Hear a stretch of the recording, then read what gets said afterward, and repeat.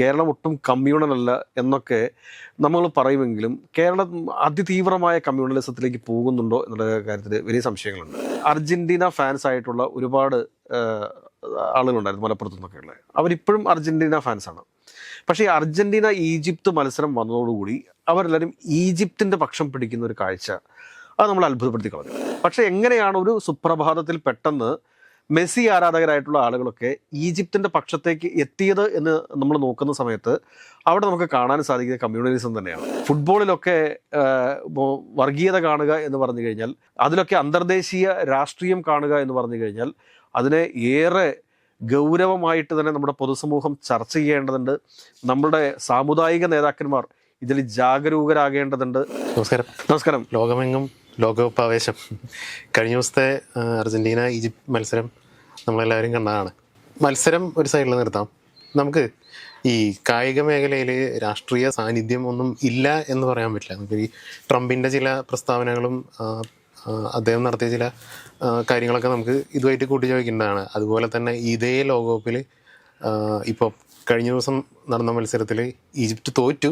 പക്ഷേ അവർക്കെതിരെ ഒരു ഹെയ്റ്റും ചില സപ്പോർട്ടും ഉണ്ടായിരുന്നു. അതിനൊരു കാരണം അവരുടെ കോച്ച് അതിന് തൊട്ട് മുന്നത്തെ മത്സരത്തിൽ പരസ്യമായി പലസ്തീൻ പതാക ഗ്രൗണ്ടിലേക്ക് കൊണ്ടുവന്ന ഒരാളാണ്. കഴിഞ്ഞ മത്സരത്തിൽ തോറ്റെങ്കിലും തോൽവിക്ക് ശേഷം ഗാലറിയിൽ ഒരു ഇസ്രായേൽ പതാകയായിട്ട് നിന്നിരുന്ന ആരാധകർക്ക് നേരെ പാഞ്ഞെടുക്കുന്ന കാഴ്ചയൊക്കെ നമ്മൾ കണ്ടിരുന്നു. അപ്പം ഗ്രൗണ്ടിന് പുറത്തും രാഷ്ട്രീയമുണ്ട്. കേരളത്തിൽ ഇതൊക്കെ ഏതെങ്കിലും രീതിയിൽ സ്വാധീനിക്കുന്നുണ്ടോ ഇത്തരം രാഷ്ട്രീയം? കേരളത്തിൽ ഇത് പ്രതിഫലിക്കുന്നുണ്ടോ എന്ന് ചോദിച്ചു കഴിഞ്ഞാൽ, ജനൻ ടി വിയിൽ നടന്ന ഒരു ചർച്ചയുണ്ട്. ആ ചർച്ചയൊന്നും ആരും കാണാറില്ല.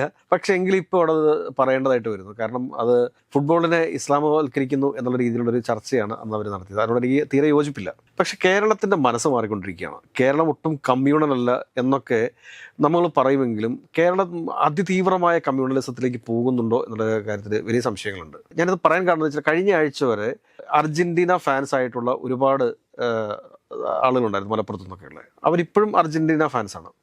പക്ഷേ ഈ അർജന്റീന ഈജിപ്ത് മത്സരം വന്നതോടുകൂടി അവരെല്ലാവരും ഈജിപ്തിൻ്റെ പക്ഷം പിടിക്കുന്ന ഒരു കാഴ്ച അത് നമ്മൾ അത്ഭുതപ്പെടുത്തി കളഞ്ഞു. അതുവരെ മെസ്സി ക്രിസ്ത്യാനോ റൊണാൾഡോയോട് നേരത്തെ തുടങ്ങി തന്നെ എതിർപ്പാണ്.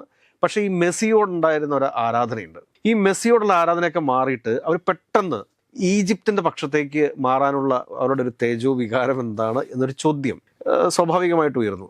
അതുകൂടാണ് നമ്മൾ പല പ്രൊഫൈലുകൾ എടുത്ത് പരിശോധിച്ച് നോക്കുക. അതായത് സോഷ്യൽ മീഡിയയിൽ വരുന്ന ഓരോ പ്രൊഫൈലുകളും, അത് സെലിബ്രിറ്റി പ്രൊഫൈൽസ് തുടങ്ങി വളരെ സാധാരണക്കാരായിട്ടുള്ള ആളുകളുടെ ഒരു പ്രൊഫൈൽ എടുത്ത് പരിശോധിച്ച് നോക്കിയുള്ളൂ.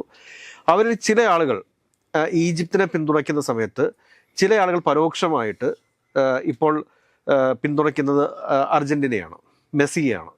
അപ്പോൾ മെസ്സിയെ കുറ്റപ്പെടുത്തിക്കൊണ്ടും അതോടൊപ്പം തന്നെ അർജന്റീനയെ കുറ്റപ്പെടുത്തിക്കൊണ്ടും അർജന്റീനയെ വിജയിപ്പിക്കാൻ വേണ്ടിയിട്ട് ഫിഫ ഈ ഫുട്ബോൾ നടത്തുന്ന ഫിഫ കമ്മിറ്റിയുടെ തീരുമാനം ആണ് അർജന്റീനയെയും അതോടൊപ്പം തന്നെ മെസ്സിക്കും കപ്പ് കൊടുത്തുവിടുക എന്ന രീതിയിൽ വരെ പറഞ്ഞ് പ്രചരിപ്പിക്കുന്ന കാര്യമുണ്ട്. ഇന്നലത്തെ അർജന്റീന ഈജിപ്ത് മത്സരം കളി കണ്ട എല്ലാവർക്കും അറിയാം. ശരിക്കും പറഞ്ഞു കഴിഞ്ഞാൽ കൂടുതൽ സമയം പന്ത് ആരുടെ കാലിലായിരുന്നു എന്ന് ചോദിച്ചു കഴിഞ്ഞാൽ അത് അർജന്റീനയുടെ കാലിലായിരുന്നു. അത് മനസ്സിലാക്കാതെ വീഴ്ചകളുണ്ടോ എന്ന് ചോദിച്ചു കഴിഞ്ഞാൽ എനിക്ക് തോന്നുന്നു ഒരു ഗോളുമായി ബന്ധപ്പെട്ടിട്ട് നമുക്ക് ചില അതിശയോക്തികളൊക്കെ ഉണ്ട്. കളി രണ്ട് ടീമും നല്ല ഭംഗിയായിട്ട് തന്നെ കളിച്ചിട്ടുണ്ട്. പക്ഷെ എങ്ങനെയാണ് ഒരു സുപ്രഭാതത്തിൽ പെട്ടെന്ന് മെസ്സി ആരാധകരായിട്ടുള്ള ആളുകളൊക്കെ ഈജിപ്തിൻ്റെ പക്ഷത്തേക്ക് എത്തിയത് എന്ന് നമ്മൾ നോക്കുന്ന സമയത്ത് അവിടെ നമുക്ക് കാണാൻ സാധിക്കുന്നത് കമ്മ്യൂണലിസം തന്നെയാണ്. നമ്മൾ ഓരോ ഏരിയ പിടിച്ച് പറയാം. ഞാൻ ഇപ്പോൾ ഒരു കമ്മ്യൂണലായിട്ടൊന്നും വേർതിരിച്ച് പ്രത്യേകിച്ച് ഒരു മതം എടുത്ത് പറയാനൊന്നും ഞാൻ ആഗ്രഹിക്കുന്നില്ല. പക്ഷേ മധ്യ കേരളത്തിൽ കൂടുതലായിട്ടും ആരാധകരുള്ളത് ആർക്കാണ്? അർജന്റീനയ്ക്കാണ് കൂടുതൽ ആരാധകരുള്ളത്. എന്നാൽ നമ്മൾ മലബാർ മേഖലയിലേക്ക് പോകുന്ന സമയത്ത് അവിടെ നേരത്തെ അർജന്റീനയ്ക്ക് വലിയ ആരാധകരുണ്ടായിരുന്ന ഒരു സ്ഥലമാണ് ഈ പറഞ്ഞ മലബാർ മേഖല എന്ന് പറയുന്നത്. പക്ഷെ ആ മലബാർ മേഖലയാണ് ഇന്നലെ മുതൽ ഈജിപ്തിനെ പരിപൂർണമായിട്ടും പിന്തുണയ്ക്കുന്ന ഒരു അവസ്ഥ കണ്ടത്. അതുകൂടാതെ തന്നെ അവിടെയുള്ള ആളുകളുടെയൊക്കെ വാട്സപ്പ് പ്രൊഫൈലും അതോടൊപ്പം തന്നെ അവരുടെ ഇൻസ്റ്റാ പ്രൊഫൈലും ഫേസ്ബുക്ക് പ്രൊഫൈലിലും ഒക്കെ ഇന്ന് നിറഞ്ഞിരിക്കുന്ന ഈജിപ്തിനോടുള്ള ഒരു സിമ്പതിയാണ്. ഈജിപ്തിൻ്റെ ഇന്നലത്തെ പരാജയത്തെ ഉൾക്കൊള്ളാൻ വേണ്ടിയിട്ട് ഈ പറഞ്ഞ ആളുകൾക്ക് സാധിച്ചിട്ടില്ല എന്നുള്ളതാണ് സത്യം. അതുകൊണ്ട് തന്നെയാണ് ഞാൻ പറയുന്നത്, ഇതിനകത്ത് ഭയങ്കരമായിട്ടുള്ള ഒരു കമ്മ്യൂണലിസം നമ്മുടെ നാട്ടിലെ ജനങ്ങൾക്കിടയിലേക്ക് വന്നിരിക്കുന്നു. അത് ഏറെ അപകടകരമാണത്. പ്രത്യേകിച്ച് ഫുട്ബോൾ പോലെയുള്ളൊരു മത്സരത്തിൽ ഇത് ഗ്ലോബലി എല്ലാവരും ആസ്വദിക്കുന്ന ഒരു കളിയാണ് ഈ ഫുട്ബോൾ എന്ന് പറയുന്നത്. ക്രിക്കറ്റിനേക്കാൾ കൂടുതൽ ആരാധകരുള്ള ഒരു ഗെയിമാണ് ഈ ഫുട്ബോൾ എന്ന് പറയുന്നത്. അപ്പോൾ ആ കളിയിലേക്ക് ഒരു കമ്മ്യൂണലായിട്ട് തിങ്ക് ചെയ്യുന്ന ഒരു രീതി എന്ന് പറഞ്ഞു കഴിഞ്ഞാൽ അതേറെ അപലപനീയമായിട്ടുള്ളൊരു കാര്യമാണ്. അത് ഈ മതവും രാഷ്ട്രീയവും കൂടിക്കലർന്നിട്ടുള്ള ഒരു ഐഡിയോളജിയാണ് സത്യത്തിൽ അവിടെ. ഒന്നും മനസ്സിലാവുന്നില്ല. മലയാളികളുടെ മാനസികാവസ്ഥയെക്കുറിച്ചാണ് ഞാൻ പറയുന്നത്. അവിടെ ഇന്നലെ ഈജിപ്തിന്റെ കോച്ച് കാണിച്ചതോ അല്ലെങ്കിൽ അതിന് മുമ്പ് കാണിച്ചിട്ടുള്ളതോ കാര്യമായിട്ടുള്ള കാര്യങ്ങൾ, അപ്പോൾ പാലസ്തീന്റെ പതാകയായിട്ട് നിൽക്കുന്നതോ അതല്ലെങ്കിൽ ഇസ്രായേലിന്റെ പതാക കണ്ടപ്പോഴത്തേക്ക് അർജന്റീനയെ കടുത്ത ഒരു വർഗീയവാദ രാഷ്ട്രമായിട്ടാണ് അങ്ങനെ ചിത്രീകരിക്കേണ്ട കാര്യം എന്തിരിക്കുന്നു. കാരണം മറഡോണയും അതോടൊപ്പം തന്നെ മെസ്സിയും ഒക്കെ വന്ന ഒരു നാടാണ് അർജന്റീന എന്ന് പറയുന്നത്. അർജന്റീന ഏതെങ്കിലും സമയത്ത് ഒരു വർഗീയവാദം ഉയർത്തിയതായിട്ട് ചരിത്രത്തിന്റെ ഏതെങ്കിലും ഏടുകളിലുണ്ടോ? ഏതെങ്കിലും ഏടുകളിൽ കാണാൻ വേണ്ടി സാധിക്കുമോ? വർഗീയവാദമല്ല, വംശീയവാദമാണ്. സ്വാഭാവികമായിട്ടും ഞാൻ പറയട്ടെ, വൈറ്റും ബ്ലാക്കും ഉള്ളിടത്തെല്ലാം ഈ പറഞ്ഞൊരു വംശീയവാദമുണ്ട്. അതൊരു യാഥാർത്ഥ്യമാണ്. അതിനെ ഉൾക്കൊള്ളാൻ നമുക്ക് പോകാൻ സാധിക്കില്ല. എന്താ കേരളത്തിലില്ലേ? കേരളത്തിൽ ഇത്രയും സംസ്കാര സമ്പന്നരായിട്ടുള്ള ആളുകളാണ് എന്ന് പറയാറുണ്ട്. പക്ഷേ വംശീയത ഒരു റിയാലിറ്റി ആയിട്ട് കേരളത്തിലും ഉണ്ടെന്നേ. കേരളത്തിലും ഇപ്പൊ എല്ലാവരും പറയും, വലിയ ആദർശങ്ങൾ പറയും. ഈ വലിയ ആദർശങ്ങൾ പറഞ്ഞിട്ട് ദളിത് വിഭാഗത്തിൽ നിന്ന് തന്നെ ഉയർന്നു വരുന്ന ആളുകൾ ഉന്നത കുലജാതരായിട്ടുള്ള ആളുകളെ വിവാഹം കഴിക്കാൻ വേണ്ടി ആഗ്രഹിക്കുന്നതിന് വേണ്ടിയിട്ടാണ്. നമ്മുടെ പല മന്ത്രിമാരെയും എം പിമാരെയും ഒക്കെ എടുത്ത് പരിശോധിക്കുക, അല്ലെങ്കിൽ IAS ഉദ്യോഗസ്ഥന്മാരൊക്കെ എടുത്ത് പരിശോധിക്കുക. അപ്പോൾ എന്താ സംഭവിച്ചിട്ടുണ്ടാവുക? അവർ ഉന്നത കുലജാതരായിട്ടുള്ള ആളുകളെ വിവാഹം കഴിക്കാൻ വേണ്ടിയിട്ടാണ് അവർ ആഗ്രഹിക്കുന്നത്. എന്തുകൊണ്ടാണ് ഇവരൊക്കെ സ്വന്തം ഇത് വിഭാഗത്തിൽപ്പെട്ട ആളുകളെ വിവാഹം കഴിക്കാത്തത്? ഞാൻ മറ്റൊന്നുകൊണ്ട് ചോദിക്കുന്നതല്ല. അപ്പോഴല്ലേ അവർക്കൊരു ഉന്നമനം ഉണ്ടാവത്തുള്ളൂ. അപകർഷതാബോധം കാണും. തീർച്ചയായിട്ടും ആ അപകർഷതാബോധം തന്നെയാണ് അവർ ഇതിലേക്ക് നയിക്കുന്നത് എന്നുള്ളതൊരു യാഥാർത്ഥ്യമാണ്. ഇതിനൊക്കെ അപ്പുറത്തേക്ക് എനിക്ക് തോന്നുന്ന കാര്യം എന്ന് വെച്ച് കഴിഞ്ഞാൽ, ഈ PV ശ്രീനേന്ദ്രൻ MLA ഒരു പ്രാവശ്യം നമ്മളുമായിട്ട് ഇന്റർവ്യൂവിന് വേണ്ടിയിട്ട് നമ്മുടെ ഇവിടെ സ്റ്റുഡിയോയിൽ വന്ന സമയത്ത് അദ്ദേഹം പറയുകയുണ്ടായി, അദ്ദേഹം ഒരു പ്രാവശ്യം ഫുട്ബോൾ വേൾഡ് കപ്പ് കാണാൻ വേണ്ടിയിട്ട് ഏത് രാജ്യമാണെന്ന് എനിക്ക് പേര് കിട്ടുന്നില്ല. അപ്പോൾ ഒരു വൈറ്റ് ആയിട്ടുള്ള ഒരാൾ ഇദ്ദേഹത്തോട് വന്ന് ചോദിച്ചു, യു ആർ ഫ്രം വേർ എന്ന് ചോദിച്ചു. അപ്പോൾ അദ്ദേഹം പറഞ്ഞു ഇന്ത്യ. അപ്പോൾ പറഞ്ഞു ദളിത് കൂടുതലുള്ളൊരു സ്ഥലമല്ലേ ഇന്ത്യ എന്ന് ചോദിക്കുന്നു. അപ്പോൾ ഈ ശ്രീനേന്ദ്രൻ തിരിച്ചു പറഞ്ഞ എന്താണെന്ന് വെച്ച് കഴിഞ്ഞാൽ, ഐ ആം ഓൾസോ ദളിത് എന്ന് പറഞ്ഞതോടുകൂടി ഈ വന്ന വൈറ്റ് പേഴ്സൺ ഓടിപ്പോയി എന്നാണ് പറയുന്നത്. അത്രയും എഡ്യൂക്കേറ്റഡ് ആയിട്ടുള്ള യൂറോപ്യൻ രാജ്യങ്ങളിൽ പോലും ഇന്നും വംശീയത അവരുടെ മനസ്സിനകത്തുണ്ട് എന്ന് പറയുമ്പോഴത്തേക്ക് അതിൻ്റെ ഒരു അംശം കേരളത്തിൽ ഉണ്ടാവാതിരിക്കുമോ? ഇത് വലിയൊരു അപകടമാണിത്. ഈ ഫുട്ബോളിൽ നമ്മൾ ഇന്നലെയാണ് കണ്ടത്. അത് എത്ര ആളുകൾ ഇത് ശ്രദ്ധിച്ചിട്ടുണ്ടെന്ന് എനിക്കറിയില്ല. എന്തുകൊണ്ടാണ് മുഖ്യധാരാ മാധ്യമങ്ങൾ ഈ ഒരു വിഷയത്തെ അവഗണിച്ച് കളഞ്ഞത് എന്നുള്ളതിനെക്കുറിച്ച് എനിക്ക് സംശയമുണ്ട്. കാരണം ഫുട്ബോളിലും ഒരു വർഗീയത കലർത്തുക എന്ന് പറഞ്ഞു കഴിഞ്ഞാൽ അത് നമ്മുടെ കുട്ടികളുടെ മനസ്സിനകത്തേക്ക് വർഗീയത ഇഞ്ചക്ട് ചെയ്യുന്നതിന് തുല്യമാണത്.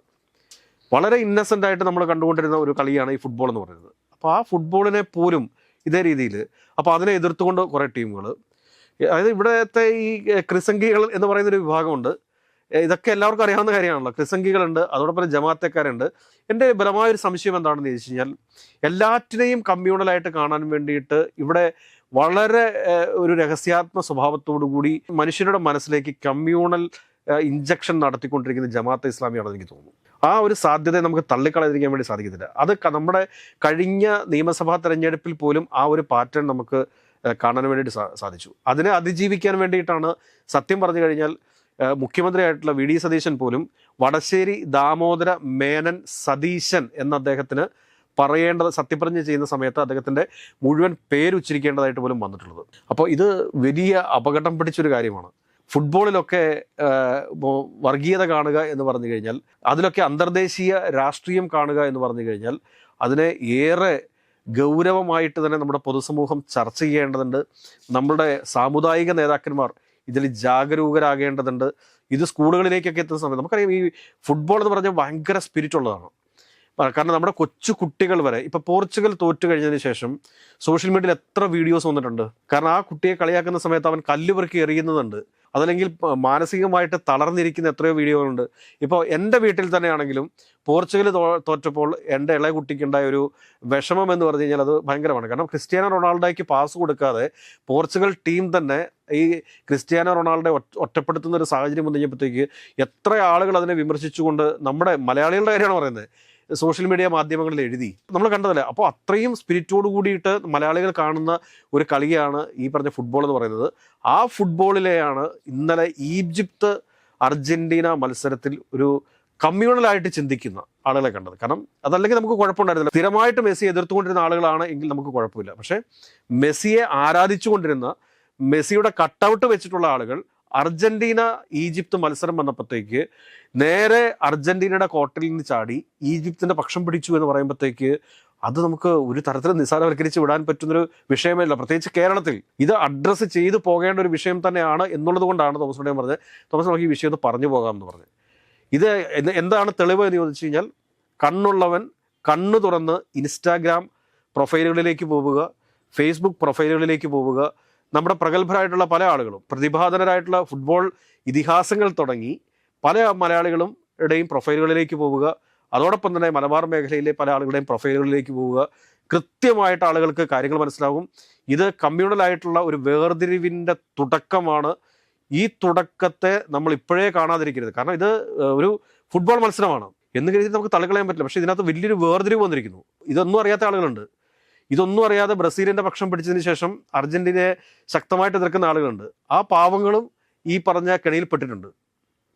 അത് പിന്നെ സ്വാഭാവികമായിട്ടുള്ളൊരു വിമർശനമാണ്. പക്ഷേ ഇത് കൂട്ടമായിട്ട് ഈ അർജന്റീനയുടെ കൂടെ നിന്നിരുന്ന ആളുകൾ ഈജിപ്തിൻ്റെ പക്ഷത്തേക്ക് പോയി എന്ന് പറയുമ്പോഴത്തേക്ക് അതിനകത്തത് ഒരു കമ്മ്യൂണലായിട്ടുള്ളൊരു ചിന്ത മാത്രമാണ് അതിൻ്റെ പിന്നിലുള്ളത്. അത് കേരളത്തെ പോലുള്ളൊരു സംസ്ഥാനത്ത് വലിയ അപകടമാണ് സൃഷ്ടിക്കാൻ പോകുന്നത് എന്ന് പൊതുസമൂഹത്തിന് മുമ്പിൽ പറഞ്ഞു വെച്ചില്ലെങ്കിൽ പിന്നെ നമ്മൾ ഇങ്ങനെ വീഡിയോ ചെയ്യുന്നതിലൊന്നും പ്രത്യേകിച്ച് അർത്ഥമുണ്ട് എന്നെനിക്ക് തോന്നുന്നില്ല.